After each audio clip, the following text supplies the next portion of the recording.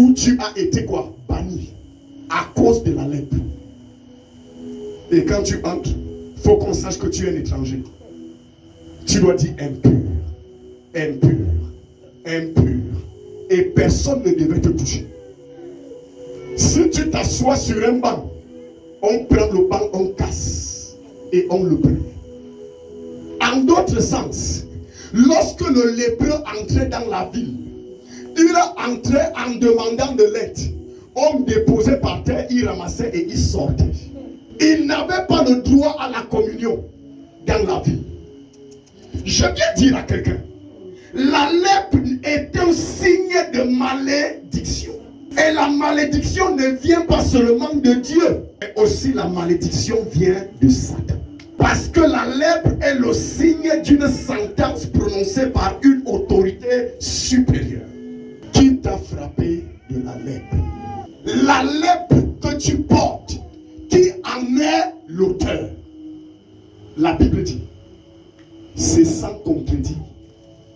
C'est l'inférieur qui est béni par le supérieur. Ce n'est jamais l'inférieur qui bénit le supérieur, mais c'est le supérieur qui bénit l'inférieur. Je parle à quelqu'un. Hébreux chapitre 7 à partir du verset 7. Si la Bible dit que l'inférieur n'a pas le pouvoir de bénir le supérieur, ça veut dire qu'un inférieur ne peut maudire un supérieur. Un inférieur ne peut maudire un supérieur. C'est impossible. Quelqu'un un jour m'a dit quelque chose. Homme de Dieu, si tu invites quelqu'un et la personne monte sur ton autel, la personne risque de souiller ton... C'est pas tout le monde qui doit monter sur ton autel.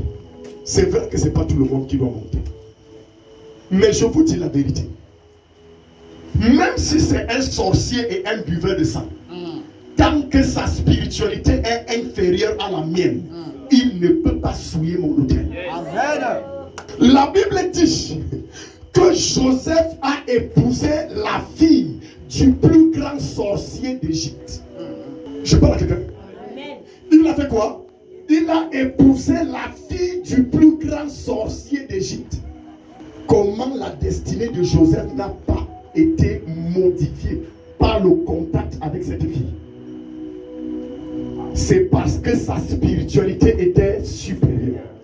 Un homme de Dieu a pleuré à mes oreilles ce week-end.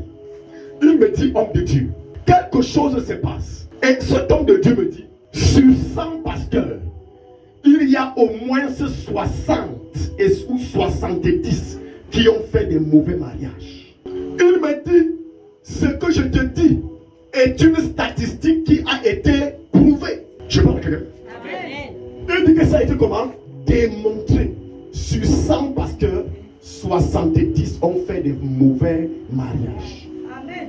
Comment 70 sur 100 pasteurs font des mauvais mariages?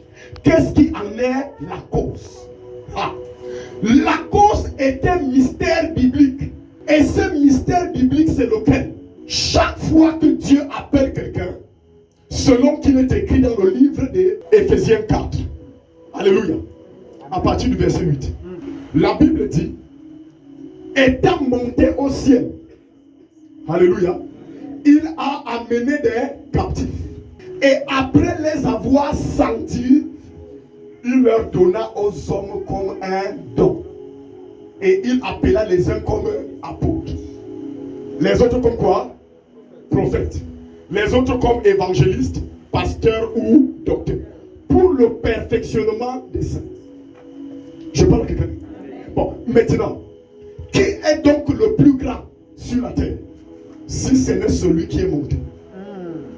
Celui qui est monté au ciel est le plus grand. Vérité.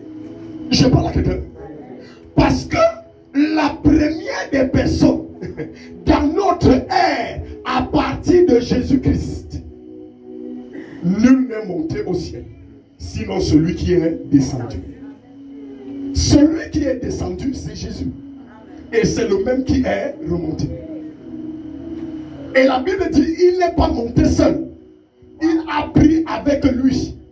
En d'autres sens, ce que Dieu a appelé, ceux qui ont reçu l'appel de Jésus deviennent des autorités au standard de Jésus. Ils sont donc des personnes qualifiées pour briser les malédictions, pour ôter les lèpres. C'est la raison pour laquelle le texte qu'on a lu, voici un roi puissant qui appartenait à la plus grande des nations en ce temps. Lorsque l'Égypte est tombée, c'est la Syrie qui est montée en puissance, comme les États-Unis d'Amérique aujourd'hui. Et son général le plus élevé était frappé d'une malédiction.